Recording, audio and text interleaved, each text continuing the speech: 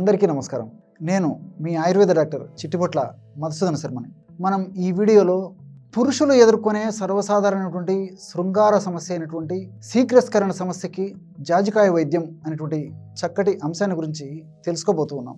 ఈ శృంగారపరమైనటువంటి అపోహలు, అనుమానాలు, సందేహాలు వీటికి సంబంధించి వివిధ రకాలైనటువంటి వీడియోల్లో కూడా ఒక్కొక్క రకమైనటువంటి సందేహానికి, అనుమానానికి ఒక్కొక్క రకమైనటువంటి సమాధానాన్ని చెప్పి చక్కటి అవగాహనను కలిగించడం జరుగుతోంది.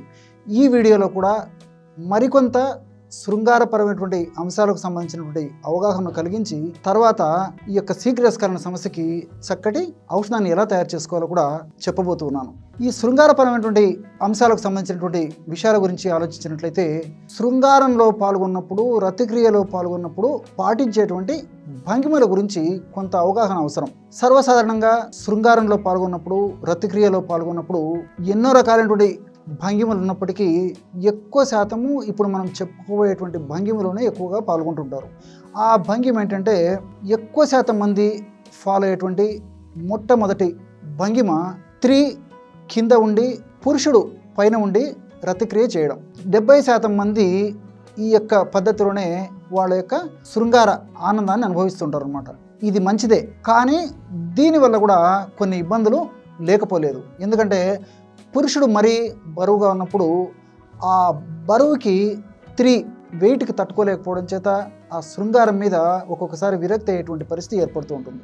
అంతేకాకుండా పురుషుడికి మోకాళ్ళ నొప్పులు ఉన్నటువంటి సందర్భంలో అంత సమర్థవంతంగా ఈ యొక్క రతిక్రియ చేయకపోయేదానికి కూడా అవకాశం ఉంటూ ఉంటుందన్నమాట. కాబట్టి పరిస్థితిని బట్టి ఈ యొక్క భంగిమను అనుసరించడం మంచిది. రెండవది, పురుషుడు క్రింద ఉండి స్త్రీ పైన ఉండేటువంటి భంగిమ. ఈ భంగిమలు కూడా కొంతమంది పాటిస్తుంటారు. ఈ భంగిమ కూడా ఫాలో కావచ్చు. ఈ భంగిమ వల్ల ఇద్దరిలో సంతృప్తి కలుగుతుంది. అంతేకాకుండా ముఖ్యంగా పురుషుల్లో శీఘ్రస్ఖలన సమస్య ఈ భంగిమలో చాలా తక్కువ శాతం ఉంటుందన్నమాట.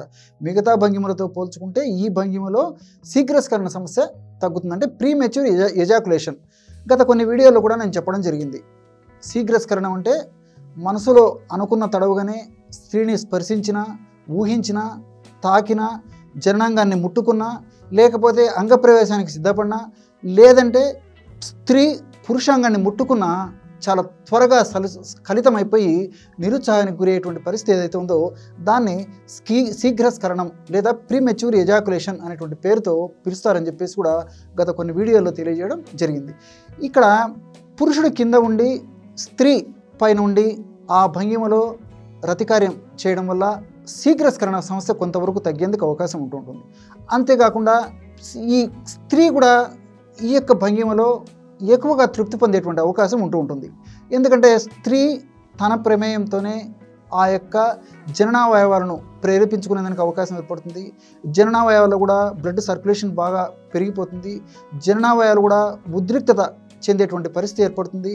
అదేవిధంగా జననేంద్రియాల్లో ప్రధాన భాగంగా ఉన్నటువంటి క్లైటోరియస్ లాంటి అంటే యోని శీర్షం లాంటి భాగాలు కూడా చక్కగా ఈ యొక్క రాపిడికి, తాడనకి గురయ్యి స్త్రీ చక్కటి సంతృప్తి పొందేదని కూడా పురుషుడు కింద ఉండి స్త్రీ పైన ఉండేటువంటి భంగిమలో శృంగార రతి కార్యక్రమంలో పాల్గొనడం వల్ల కలుగుతుంది. వీటన్నిటికి తోడు కొంతమంది యాంటీ కౌ గర్ల్ పొజిషన్ అనేటువంటి పద్ధతిలో శృంగార కార్యక్రమాలు, రతి కార్యక్రమాలు చేస్తూ ఉంటారు అన్నమాట. ఈ భంగిమ ఎలా ఉంటుందంటే పురుషుడు పడుకొని ఉంటే పురుషుడికి యాంటీగా అంటే పురుషుడి పడుకున్నప్పుడు పురుషుడి కాళ్ళ వైపు ఈమె కూర్చొని ఆ భంగిమలో ఈ యొక్క రతి కార్యక్రమం చేస్తూ ఉంటుందన్నమాట. ఈ యొక్క రతి కార్యక్రమం చేయడం వల్ల ఒక్కొక్కసారి పురుషాంగానికి అంగ ప్రవేశంలో ఇబ్బంది ఎదురవ్వడం ఒక అందుకు సమస్య అయితే, రెండవది పురుషాంగానికి గాయమయ్యేటువంటి పరిస్థితి కూడా ఏర్పడుతుందన్నమాట. ఒక్కొక్కసారి పురుషాంగంలో కండరాలు దెబ్బతిని ఫ్రాక్చర్ అయ్యేదానికి అవకాశం ఏర్పడుతుంది. దీన్నే పెనైల్ ఫ్రాక్చర్ అనేటువంటి పేరుతో పిలుస్తూ ఉంటారు అనమాట. ఇటువంటి పరిస్థితి ఎదురవుతుంది. కాబట్టి ఒకవేళ తెలుసో తెలియకో ఈ భంగిమలు శృంగార కార్యక్రమంలో, రతి కార్యక్రమంలో పాల్గొన్నప్పుడు పురుషాంగానికి సంబంధించి ఏదైనా ఇబ్బందులు ఎదురైతే వెంటనే సమీపంలో ఉన్నటువంటి వైద్య నిపుణులను సంప్రదించి దానికి సంబంధించినటువంటి చికిత్స తీసుకోవడం మంచిదన్నమాట.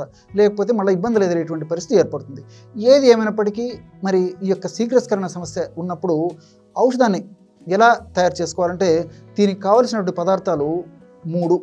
జాజికాయలను పొడి చేసుకొని ఒక 20 గ్రాములు తీసుకోండి. అట్లే ఉసిరిక పెచ్చుల యొక్క చూర్ణం అంటే ఉసిరిక పొడి ఒక 20 గ్రాములు తీసుకోండి. మూడవ పదార్థంగా బూరుగ బంక.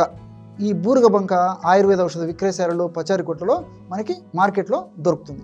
బూరుగ బంక పొడి 20 గ్రాములు తీసుకోండి. జాజికాయలు మనకందరికీ తెలుసు కదా, జాజికాయలను పొడి చేసుకొని 20 గ్రాములు తీసుకోవాలి. ఉసిరిక పెచ్చుల యొక్క పొడి 20 గ్రాములు తీసుకోవాలి. బూరుగ బంక పొడి, దీన్నే షాల్మలి నిర్యాసం అనేటువంటి పేరుతో పిలుస్తూ ఉంటారనమాట. షాల్మలి అంటే బూరుగ, ఆ యొక్క బంక ఏదైతే ఉందో దాన్నే షాల్మలి నిర్యాసం అంటారనమాట. ఆ షాల్మలి నిర్యాసం అనేటువంటి పేరుతో దొరికేటువంటి బూరుగ బంక పొడిని కూడా ఒక 20 గ్రాములు తీసుకోండి.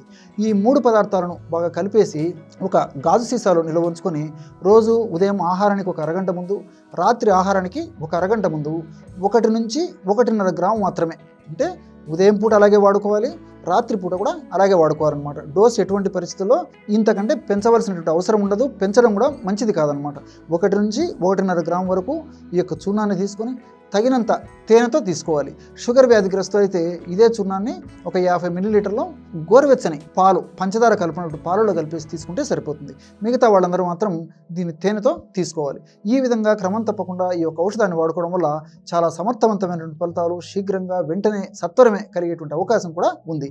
ఈ ఔషధాన్ని కొన్నాళ్ల పాటు కొనసాగించేసి తర్వాత ఆపేసినప్పటికీ ఇందులో ఉంటున్న ఔషధ గుణాలు, ఔషధ తత్వాలు, రసాయన గుణాలు, రసాయన తత్వాలన్నీ కూడా ఈ దేహంలో ముఖ్యంగా జననేంద్రియ వ్యవస్థను పటిష్టపరిచి ఆ యొక్క స్ఖలనాన్ని తొందర కాకుండా ఉండేందుకు, ఆ యొక్క నాడులకు మంచి శక్తినిచ్చేసి, మంచి పోషణ ఇచ్చేసి, మంచి రక్త ప్రసరణను కలుగజేసి త్వరగా శీఘ్రంగా వీర్యం స్ఖలింపబడకుండా ఈ యొక్క ఔషధాలు, ఔషధ తత్వాలు కూడా చాలా కాలం పాటు కూడా సదా మనల్ని కాపాడుతూ ఉంటాయి. చూశారు కదా ఎటువంటి సులువైనటువంటి ఔషధ యోగాన్ని ఈ యొక్క శీఘ్రస్ఖలన సమస్యకి ఈ యొక్క వీడియోలో తెలుసుకున్నారో. మరొక వీడియోలో మరొక అంశంతో మళ్ళీ కలుద్దాం. అంతవరకు నమస్కారం. మీ చిట్టిబొట్ల.